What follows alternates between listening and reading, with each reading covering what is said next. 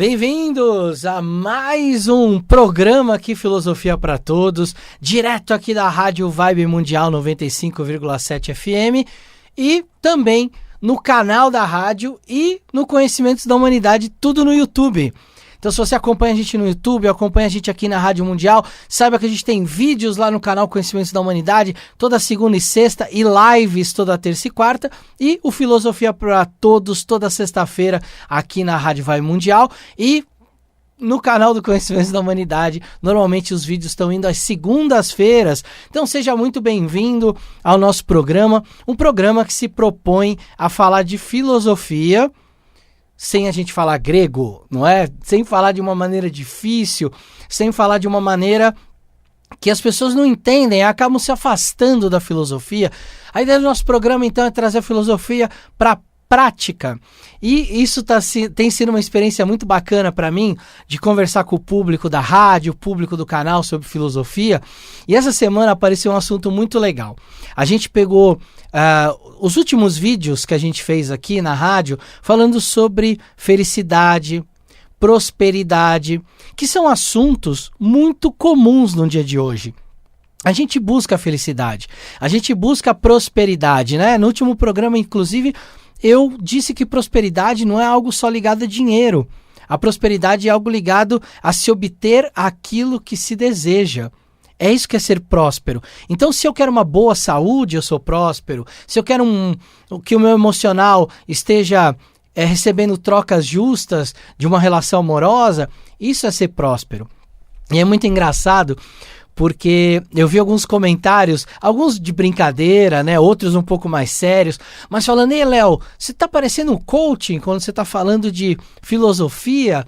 E eu achei isso muito curioso, porque isso vai fazer hoje a gente trabalhar dois temas aqui.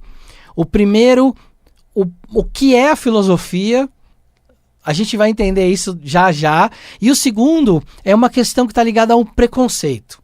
Preconceito de forma geral. Vamos tratar esses dois assuntos sob a ótica da filosofia. Hoje, o que a gente vê, ficou muito comum a gente ouvir a palavra coaching, aí tem o coaching para isso, o coaching para aquilo, tá até caindo um pouco em desuso.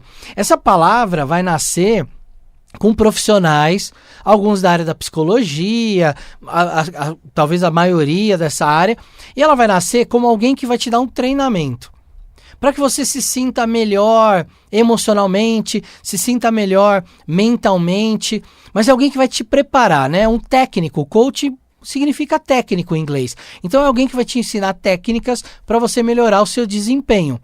Se a gente for pensar, um time de futebol sempre teve o seu coach, o seu técnico, um time esportivo sempre teve lá o seu coach, o seu técnico, e as pessoas trouxeram isso para o meio corporativo quando começaram a perceber que as coisas se conversavam. Não é à toa, vocês vão lembrar do técnico da seleção de vôlei, o Bernardinho, ele sempre era chamado para dar palestras em empresas, porque o estilo de gestão, esse estilo técnico, estilo coach, começou a fazer muito sucesso. Com o tempo, essa palavra caiu num desuso, porque muitas pessoas começaram a se dizer coach sem nenhum tipo de formação, inventando coisas malucas, técnicas malucas, e aí é super entendível e compreensível que muitas pessoas torçam o nariz para isso, não gostem dessa expressão. Mas por que eu estou falando tudo isso? O que isso tem a ver com filosofia? Porque muitos dos conceitos que a gente usa hoje na nossa vida são conceitos trazidos por filósofos. Vocês sabiam? Sabe quando a gente usa a expressão mais ou menos? Vocês sabiam que isso é um conceito filosófico? Parece uma besteira, né? Porque eu respondo mais ou menos, mas olha só, alguém na antiguidade, na verdade uma filósofa, ela chegou e falou assim, pessoal, as coisas não precisam ser nem isso, nem aquilo. Elas podem ser uma mistura dessas coisas. Como, por exemplo, quando eu faço um suco, eu não misturo ali um pó que vira um suco ali na água. São duas coisas diferentes que misturadas viram uma terceira coisa. Então ela começou a propor que o mundo não era só isso ou aquilo, que poderia ser uma coisa que fosse um pouco disso e um pouco daquilo.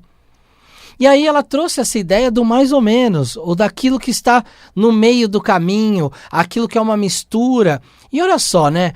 Hoje em dia isso é tão comum a gente falar, a gente fazer, mas na antiguidade alguém precisou parar, pensar esse conceito, propor esse conceito, e aí de tanto ser usado esse conceito, ele se tornou uma coisa extremamente comum para nós, que nós nem prestamos mais atenção que isso veio de um pensamento filosófico. E tudo hoje que a gente chama de coaching, de alguém que faz terapias holísticas, ou até a psicologia, a engenharia, a matemática, tudo isso nasce da filosofia. Quando a gente fala da matemática, é difícil, quando pensa na Grécia, não lembrar de Pitágoras. Pitágoras era um filósofo. A matemática é uma ciência filosófica e a gente muitas vezes não para pensar que quando eu falo 1 mais 1 é igual a 2, eu estou pensando isso na minha imaginação. Talvez esse 1 mais 1 igual a 2 está na minha cabeça. É uma reflexão, é um pensamento, é uma ideia que nasce de uma filosofia.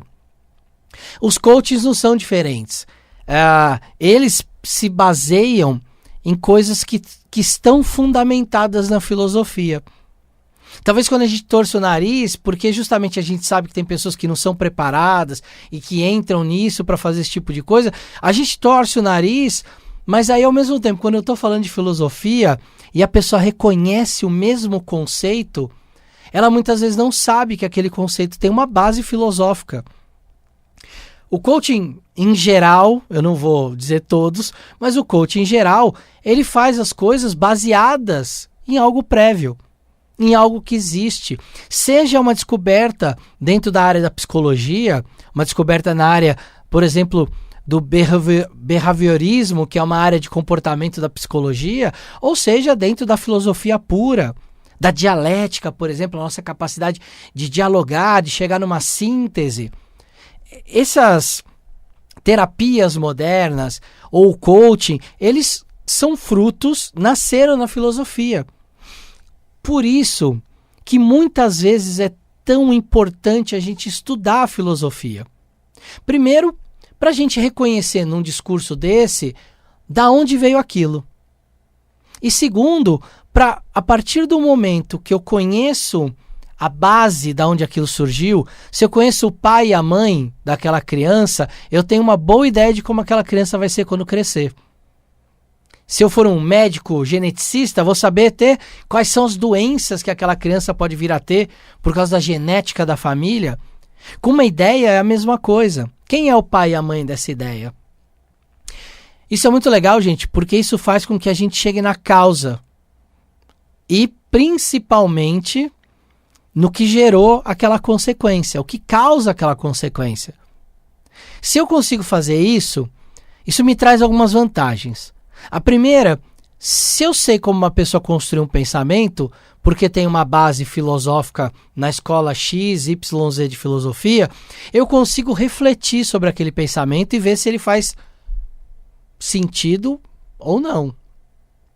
Segundo ponto é que quando eu conheço a origem daquele pensamento, eu não caio em armadilhas. Alguns pensamentos que nasceram em determinadas linhas filosóficas ou ideológicas levaram a grandes catástrofes da humanidade. Se eu começo a enxergar sinais dessas filosofias ou dessas ideologias colocadas em prática, eu consigo retornar à origem dela porque eu conheço e eu consigo olhar a origem e ver o que saiu daquela origem. Eu consigo ver um pensamento autoritário e identificar uma ideologia de ditadura, por exemplo, antes daquilo acontecer de fato. Então, conhecer a filosofia, mais do que tudo, é entender o porquê que o mundo é do jeito que o mundo é. Para o lado bom e para o lado ruim. Para que as coisas simples do nosso dia a dia, elas tenham uma explicação mais lógica e não simplesmente, mas por que será que as pessoas agem desse jeito? Provavelmente, a ética e a moral que regula o comportamento das pessoas é um produto filosófico. As leis, elas são um produto filosófico. são um produto de reflexão, de pessoas que têm aquele domínio técnico e que vão refletir, que vão estressar uma ideia, trazer um conceito filosófico, seja ele um diálogo, uma dialética, para chegar num produto final, uma lei, uma questão ética e moral. Todos os seus comportamentos, a partir do momento que a gente nasce, a gente assina um contrato social. Nascemos no Brasil. A gente já tem um contrato social que é a Constituição. Tem as leis, tem uma série de coisas que regem a gente. E muitas vezes a gente nem para pensar o porquê que a gente faz determinadas coisas. Mas esse contrato social, essa Constituição, essas leis, são produtos da filosofia. Então é muito legal quando a gente... E eu, enxergando isso nos comentários, enxerguei isso com muito bom humor, não como uma crítica destrutiva, de que o coaching, ele acabou entrando para esse caminho, de ter muitas pessoas despreparadas se dizendo coach, e acabou que o todo foi tomado por algumas pessoas. Mas existem alguns coaches muito sérios, que são formados, são psicólogos, são pessoas que realmente treinam profissionais. Em empresas que eu trabalhei, a gente tinha pessoas especialistas em fazer treino de executivos. É um coaching. Só que esses caras, quando você conversava com eles mais a fundo, a base desses caras eram grandes pensadores. Ou esse cara era um psicólogo, que tinham grandes psicólogos ali por trás dele, mas sempre quando você aprofundava mais a conversa com esses coaches, esses caras chegavam na filosofia. Esses caras traziam estoicismo, epicurismo, ceticismo, uma série de dialética, Sócrates, Platão, Plotino, vários filósofos, eram a base que construiu o pensamento desses caras. Então é muito legal quando a gente reconhece, quando eu estou falando um assunto de filosofia e a pessoa reconhece outras áreas da vida dela, ou reconhece outros assuntos. Isso só mostra o quanto a filosofia é a base da construção do pensamento ocidental. Não só o pensamento filosófico, mas também o pensamento religioso. Eu não sei se aí você que está nos assistindo, nos ouvindo, sabe, mas todas as religiões, independente do ensinamento religioso, têm bases filosóficas. Tem filósofos que influenciaram as religiões. Você sabia, por exemplo, que o islamismo é extremamente influenciado pelos filósofos gregos? Sabia que muitas das teorias matemáticas que tem dentro da Kabbalah são influenciadas pela escola grega pitagórica? Você sabia que o cristianismo é uma mistura de judaísmo com neoplatonismo e com filósofos gregos mais antigos?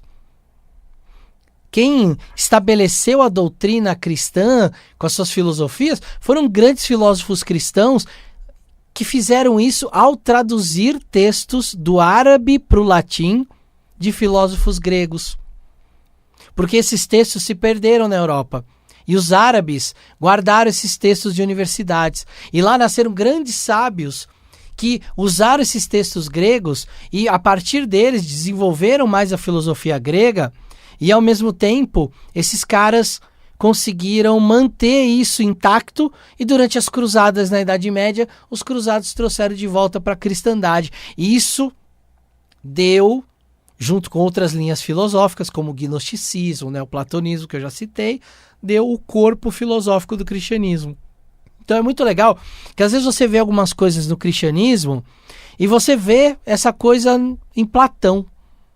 Aí você fala assim, como assim? Platão está falando a mesma coisa que está ali na Bíblia? Porque a base filosófica para construir aquele pensamento veio da filosofia grega. E aí não é que a Bíblia está copiando, não. Essas coisas são base. Não é que o coaching está falando ali algo que está fora de uma realidade, não. Tem uma base filosófica. Isso é muito legal porque tira um pouco do preconceito, que é o segundo ponto. Essa semana a gente está vendo, aí por causa da eleição, muita gente falando de maçonaria, de satanismo, de um monte de coisa, querendo juntar essas imagens aos candidatos. E ao mesmo tempo, o quanto isso são frutos de preconceitos de coisas que a gente não conhece. E o preconceito, ele filosoficamente falando, ele parte de uma ignorância de um assunto. E aí, a partir dessa ignorância, ou seja, eu ignoro, eu não sei o que é esse assunto, eu acabo criando ideias pré-concebidas, baseadas numa percepção muito de quem me contou, de ouvir falar, de boato, de fofoca, ou de pessoas até que não têm também o mesmo estudo sobre aquele assunto, e a gente acaba comprando aquilo como uma verdade.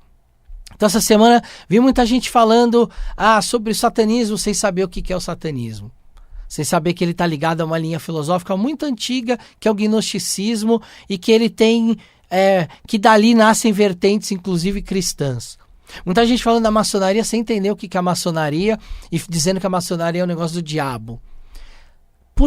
Justamente para mostrar, para trazer um medo para as pessoas, porque esse medo ele age numa base irracional, porque o preconceito ele é de uma base irracional. Ele é o medo do desconhecido, ele é o medo do diferente. Quantas vezes a gente não sente medo do diferente? Se você está andando na rua, à noite, sozinho, e de repente vê uma pessoa que você julga que é diferente, a primeira coisa que vem não é um sentimento de medo, e esse medo não te traz uma insegurança, porque é uma pessoa diferente. Talvez seja uma pessoa que se enquadre numa imagem ou numa construção que você tem de que pode ser um assaltante. E como você vê muita notícia de assalto, isso tudo te gera um medo irracional, porque não quer dizer que só porque tem uma pessoa ali na sua frente, ela é um assaltante. Isso traz um medo irracional. Isso faz com que a gente cometa atos de preconceito. É algo comum ao ser humano sentir esse medo? Mas esse medo está muito ligado a coisas mais animais nossas, mais instintuais. E enquanto seres humanos e filósofos, nós desconstruímos preconceitos. A gente pode falar de hipocrisia, né, de um candidato falar uma coisa e agir de outro jeito. Esse é o assunto talvez para outro dia. Mas a gente não pode ser rápido para julgar quando a gente não conhece as bases das coisas. Então, se a gente não conhece a base de onde vem o coaching sério, tá, gente? Não os picaretas, mas o coaching sério, não dá pra julgar.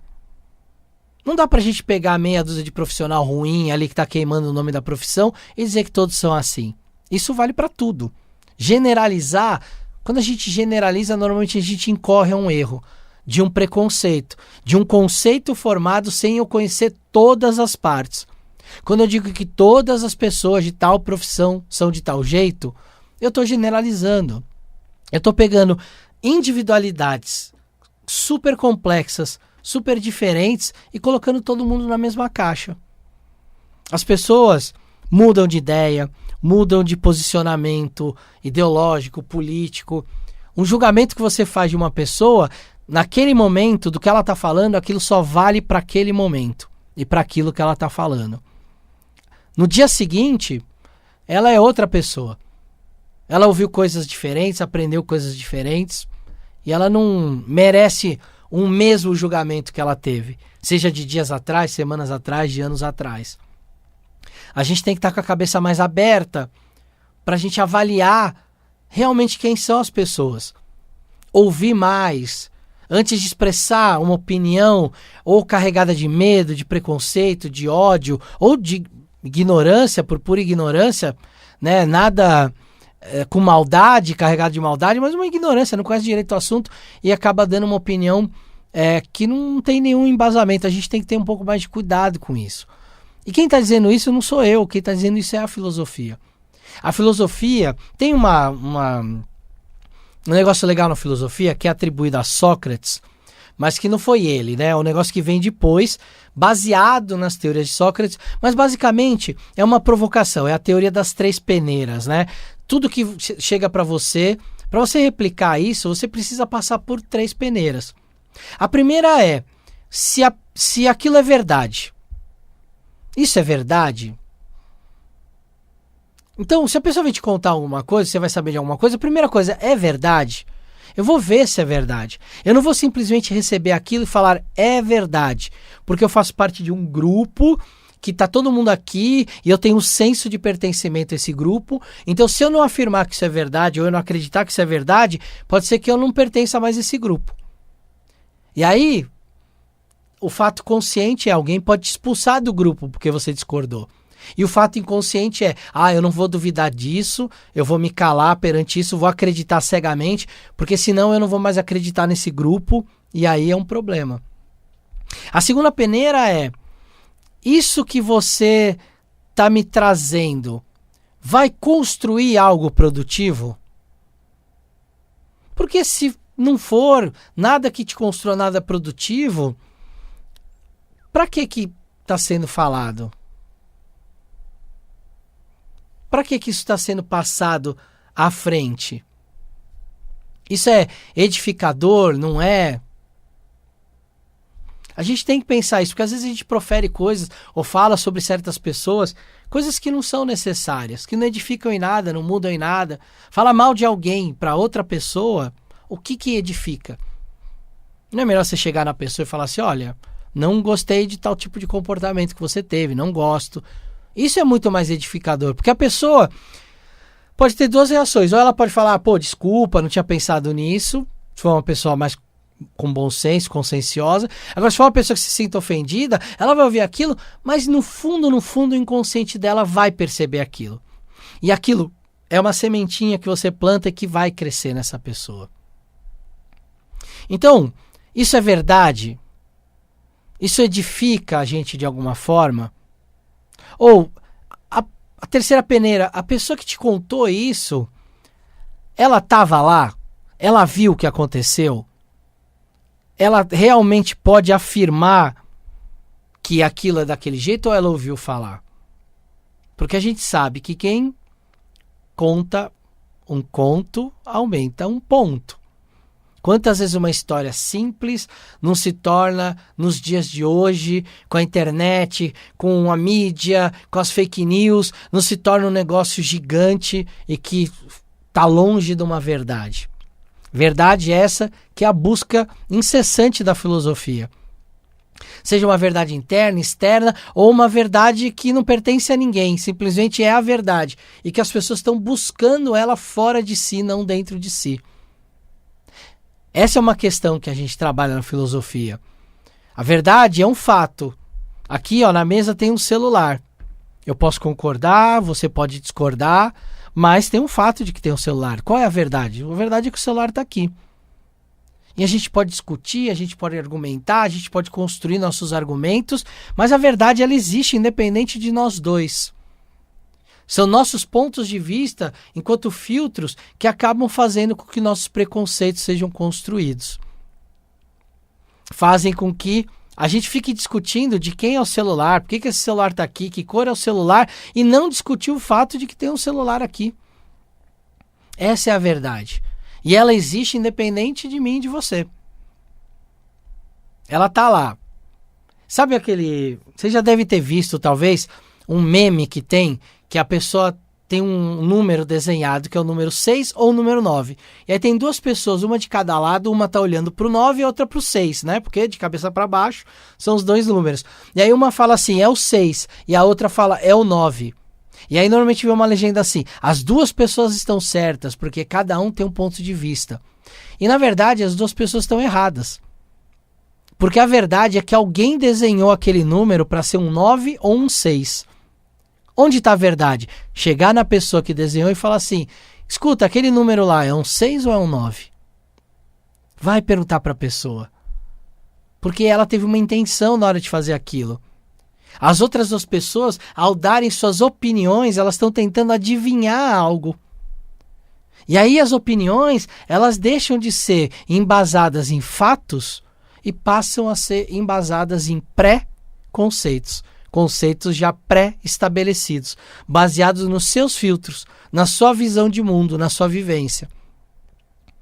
Tenta desmontar um pouco isso, tenta pensar o quanto o seu pensamento foi construído e o quanto preconceitos foram sendo construídos com relação a isso, porque você se colocou nessa posição. Então é isso, a gente encerra nosso programa de hoje por aqui e no próximo, vamos voltar a falar de alguns assuntos filosóficos aí com vocês, beleza? Beijo no coração, até lá.